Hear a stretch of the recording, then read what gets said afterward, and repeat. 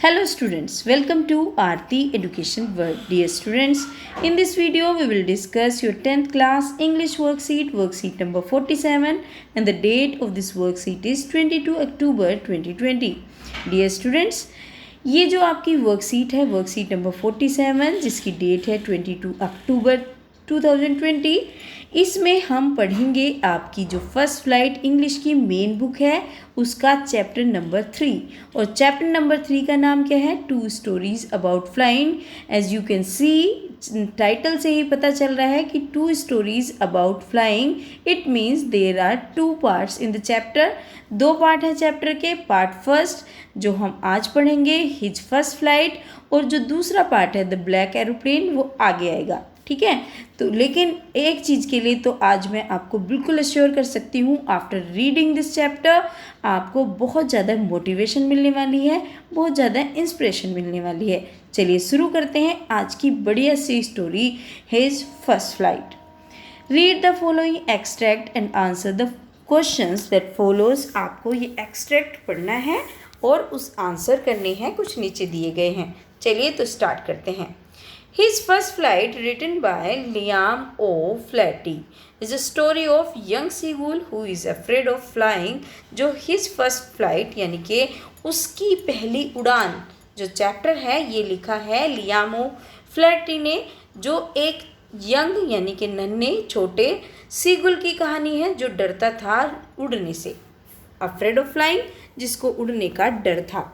It feels that its wings will not support while flying. और इसको ऐसा लगता था, ऐसा अनुभव होता था कि जो इसके पंख हैं वो उसको सपोर्ट नहीं करेंगे जब वो उड़ेगा. The writer gives a beautiful narration of the story about how the bird overcome his fear. और राइटर ने एक बहुत ही सुंदर बहुत ही सुंदर नरेशन करी है स्टोरी की कि कैसे एक चिड़िया एक पक्षी अपने जो डर है उससे उसने पार पाई, कैसे उस डर से बाहर निकला.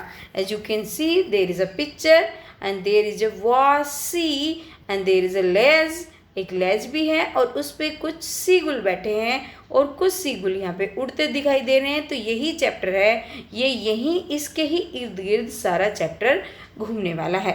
चलिए स्टार्ट करते हैं. पहला passage. The young seagull was alone on the ledge. जो छोटी सीगुल है, यंग मतलब छोटी नन्ही, और सीगुल मतलब जो सीगल जो अबील पक्षी होता है उसको बोलते हैं. आप सीगुल ही याद करिए ना, क्योंकि आपको तो जो आपका एग्ज़ाम आएगा आपको इंग्लिश में लिखना है after all.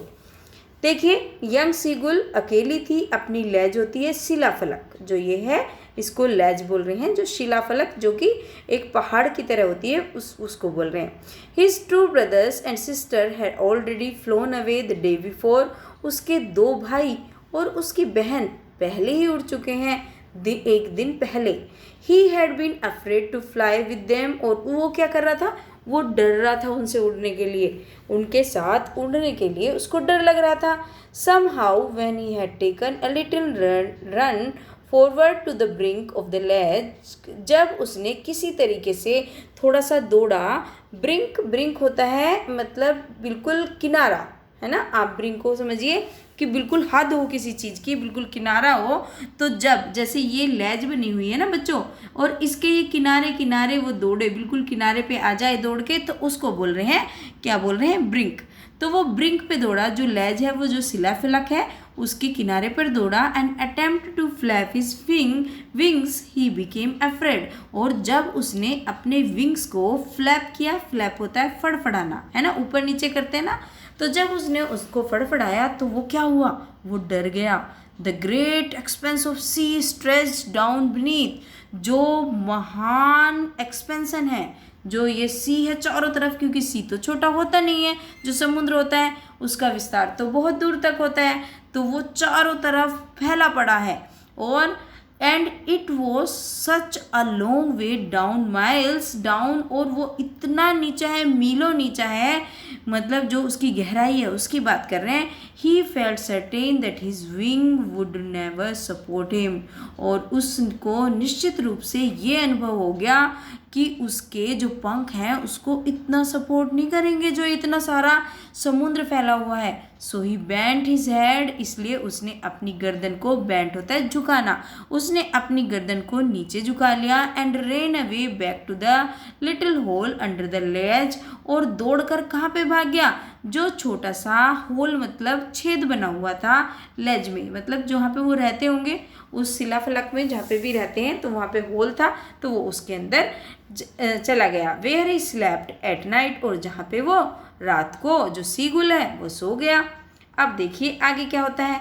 That was 24 hours ago, और ये सब जो बात आपने पढ़ी अभी, ये कितने 24 घंटे पहले की थी, क्योंकि उसके जो भाई बहन है एक दिन पहले ही उड़ चुके हैं, 24 घंटे पहले। Since then nobody had come near him, और जब से उन 24 घंटे से उसके पास कोई भी नहीं आया है, क्योंकि वो सब चले गए हैं। The day before, all day long, he had watched his parents flying about his brothers and sister, perfecting them in the art of flight.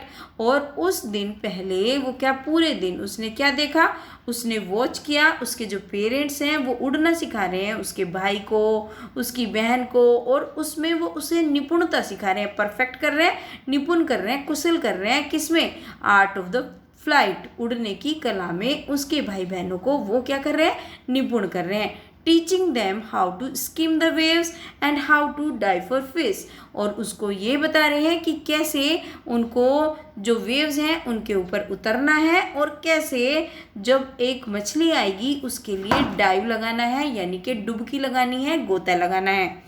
He had in fact seen his elder brother catch his first herring and over it, और उसने क्या देखा, उसको देखा, उसने सच में देखा कि उसके जो एल्डर ब्रदर है, जो उसका बड़ा भाई है, उसने क्या करा, एक जो पहली, उसने अपना पहला शिकार जो हेरिंग थी उसको पकड़ा और उसको चीर फाड़ की, स्टैंडिंग ऑन द रॉक, और वो कहाँ पे खड़ा हुआ है, एक चट्टान के ऊपर। While his parents circled around raising a proud cackle, और जबकि जो उसके पेरेंट्स हैं, जो उसके मम्मी पापा हैं, वो क्या कर रहे हैं, वो circled around raising a proud cackle, circle मतलब घूम रहे हैं उसके चारों तरफ, अराउंड उसके चारों तरफ, और रेजिंग कर रहे हैं, शोर मचा रहे हैं, ए प्राउड केकल, एक मतलब गर्व वाली शोर मचा रहे हैं। केकल होता है, केकल इसके लिए, किसके लिए बोल रहा है, उसके शोर मचाने को, और वो गर्व से खुश हो रहे हैं कि ये तुमने कर दिखाया, yippee, जैसे ऐसे करते हैं ना, तो इस तरीके का वो शोर कर रहे हैं। And all the morning the whole family had walked about on the big plateau midway down the opposite cliff, taunting him for his cowardice, और वो ये बोल रहा है कि पूरी की पूरी सुबह पूरी की पूरी फैमिली वहाँ पे गुजरती रही, और उसके बिग प्लेट्यू, जो बड़ा सा पठार है, पठार तो आप जानते ही हो बच्चों, पहाड़ तो इस तरीके के होते हैं, और प्लेट्यू कैसे होते हैं, ऐसे होते हैं, है ना, प्लेट्यू उभरे हुए होते हैं लेकिन ऊपर से समतल होते हैं। तो उस प्लेट्यू पर क्या हुआ, पूरी की पूरी फैमिली उसको टोंटिंग कर रही थी, मतलब उस पर कमेंट पास कर रही थी उस क्लिफ के आगे। क्लिफ मतलब जो जहाँ पे वो बैठा है वहाँ पे, और उसकी किसके लिए, उसकी कावर्डिस के लिए, उसकी जो कायरता है, जो उसने कायरता दिखाई, उसने उड़ने का साहस नहीं करा, वो इतना करेज नहीं कलेक्ट कर पाया ना उड़ने के लिए, तो उस चीज़ को बोल रहे हैं कि उसकी उस कायरता पे वो पूरे दिन उसको टोंट मारते रहे। अब देखते हैं third passage. He stopped slowly out to the brink of the ledge, अब वो धीरे से कहाँ पे रुका, जो वो लेस थी उसके किनारे पे रुका। ब्रिंक जैसे मैंने आपको बताया, बिल्कुल जो उसकी सीमा हो, जो उसकी हद हो, जो उसका किनारा हो, शिलाफलक के किनारे पे रुका। And standing on one leg with the other leg hidden under his wing, और उसने क्या करा, एक पैर पर खड़ा हो गया, जैसे एक पैर पर खड़े हो जाते हैं, ये पैर हो, और जो दूसरी पैर है उसको इसके पीछे छिपा लिया, है ना, उसको नीचे नहीं रखा, उसको इसके पीछे छिपा लिया, और क्या करा, अपने पंखों के नीचे छिपा लिया दूसरे पैर को। ही क्लोज्ड वन आई, और उसने अपनी एक आँख को बंद कर लिया। देन द अदर, और फिर दूसरी को भी कर लिया। ये कौन कर रहा है, ये कर रहा है जो सीगुल है, नन्हा सीगुल जो अकेला रह गया वो कर रहा है।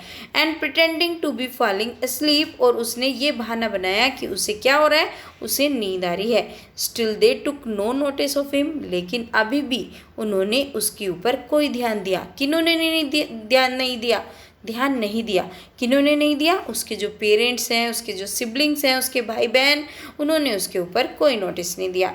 He saw his two brothers and sister lying on the plateau dozing with their heads sunk into their necks। और उसने देखा जो उसके भाई हैं और बहन हैं वो अपनी गर्दनों को अपनी नेक में डुबाए हुए।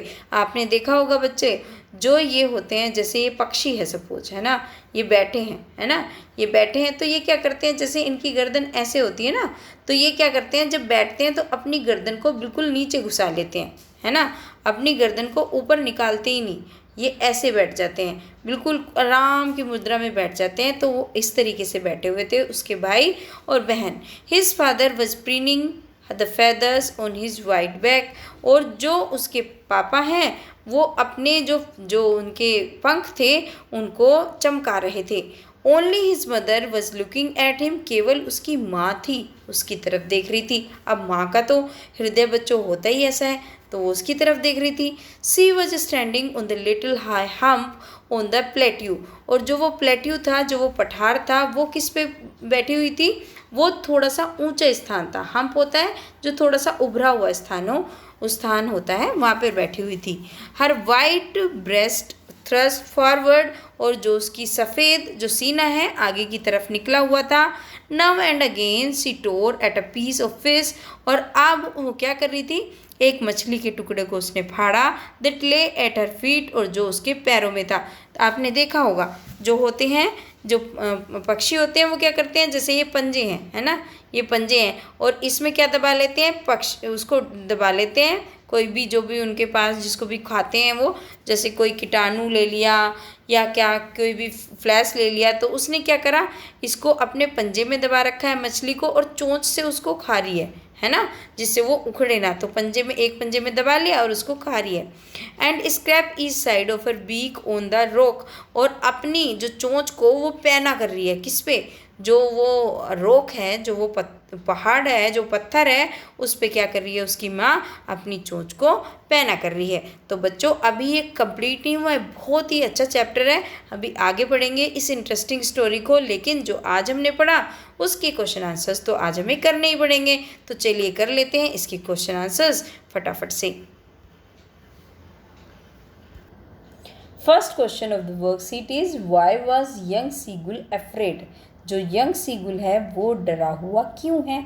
तो बच्चों इसका आंसर स्टूडेंट्स हम इस तरीके से लिखेंगे। The young seagull was afraid to fly because he felt certain that his wings would never support him to fly।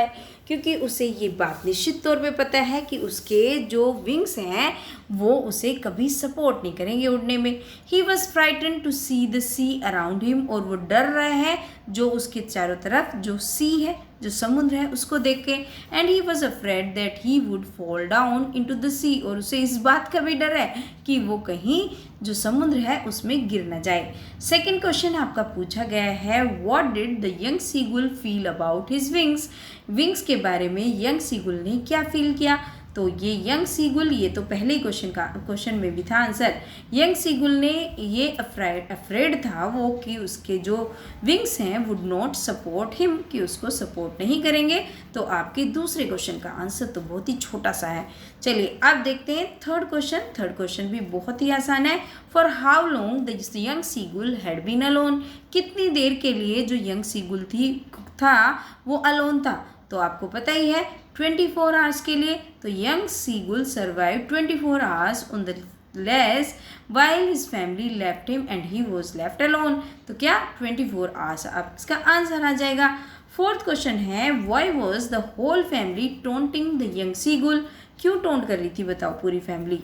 क्योंकि so that he can gather some courage and make his attempt to learn to fly। जिससे कि वो अपना जो साहस है उसको इकट्ठा कर सके और वो उड़ने के लिए अटेम्प्ट करे, उड़े वो, है ना, एक उड़ने का एक वो करे कि उड़ने की वो कोशिश करे। क्योंकि बच्चों कई बार क्या होता है, हम प्यार से नहीं मानते कि टोंट करते हैं, अरे भाई तू तो कुछ नहीं कर सकता, फिर करते हैं, तो इसलिए वो उसको क्या कर रहे हैं, टोंटिंग कर रहे हैं। अच्छा, फिफ्थ क्वेश्चन आपसे पूछा गया है वर्कशीट में। देखो सारे आंसर बहुत ही छोटे छोटे मैंने बनाए हैं आपके लिए, जिससे आपको कोई प्रॉब्लम ना हो। What did the young seagull do out of his ledge, और जो छोटी सीगुल थी उसने अपनी लेज पे क्या किया। Seagull had taken a little run forward on the brink of the ledge, seagull ने एक थोड़ा सा दौड़ा अपनी कहाँ पे, जो ब्रिंक थी लेज पे, and attempted to flap his wings, he became afraid, और अब फिर उसने अपने जो विंग्स हैं उनको फड़फड़ाया, और क्या हुआ फिर वो डर गया। यही तो करा और कुछ भी नहीं करा। चलिए आप देखते हैं what was seagull's father doing. Seagull के फादर क्या कर रहे थे। Seagull's father was preening his feather on his back. Seagull के फादर अपने जो कमर के जो पंख हैं उनको चमका रहे थे, उनको तेज कर रहे थे। तो ये आपके जो छठा क्वेश्चन है उसका आंसर है। अब इसमें बच्चों कुछ दिए गए हैं वर्ड्स, क्योंकि आपको अगर इंग्लिश सीखना है तो वोकैब को तो आपको एनरिच करना ही पड़ेगा। चलिए अब देख लेते हैं इसके वर्ड मीनिंग्स। देखिए सबसे पहला है pick out the words from the passage that means the same as. आपको ऐसा वर्ड ढूंढना है जिसका सेम मीनिंग है। तो द वर्ज का मतलब होता है किनारा, कोई उसकी सीमा, कोई उसकी हद, एकदम जो छोर होता है उसको बोलते हैं, तो उसी को हम बोलते हैं ब्रिंक। तो बच्चों इसमें you have to fill brink. Synonym of the verge is brink. And to sharpen, meaning of the sharpen is preening. अभी तो हमने पढ़ा प्रीनिंग होता है, क्योंकि डोजिंग करना क्या होता है, जो उसके भाई बहन कर रहे थे, ऊँघ रहे थे, वो मतलब बोर हो रहे थे, जैसे पेट भर जाता है, कुछ हो जाता है, जब थक जाते हैं तो क्या करते हैं, डोजिंग होता है। और प्रीनिंग क्या होता है, प्रीनिंग होता है आपका शार्पन करना किसी चीज़ को। तो आपका इसका ब्रिंक हो गया और इसका प्रीनिंग हो गया। नेक्स्ट देखते हैं a narrow that piece of rock that sticks out from a Cliff.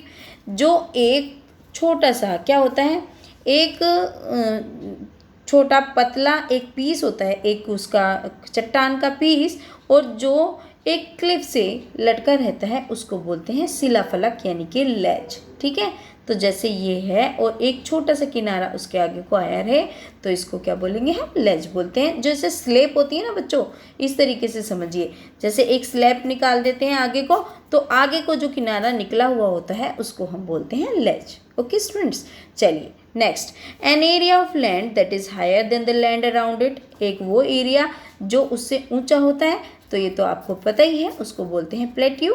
And to move lightly just about a surface C.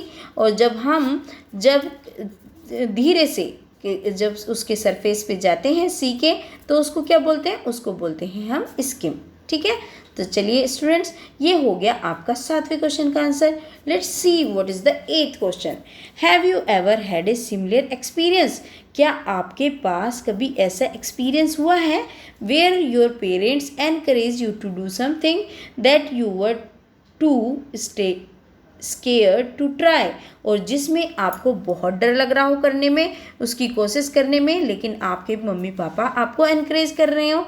Discuss this in pair और ग्रुप्स ओवर द फोन। तो आपको ये एक phone पे अपने दोस्तों से बात करनी है और उसमें क्या करना है, आपको डिस्कस करना है। तो डियर स्टूडेंट्स, अगर आप सोचेंगे तो बहुत बार होता है, कई देखो जैसे कई बच्चों को होता होगा जब साइकिल चलाते होंगे, बड़ा डर लगता होगा, अरे भाई साइकिल कैसे चलाएंगे, हम गिर जाएंगे, हम चोट लग जाएंगी, लेकिन कोई ना कोई तो उसको इनकरेज करता है, उसके मम्मी पापा या घर में बड़े भाई बहन या फिर दोस्त, कि नहीं कुछ नहीं होगा, अरे भाई मैं भी तो चलाती हूँ या चलाता हूँ, तुम भी चला लोगी।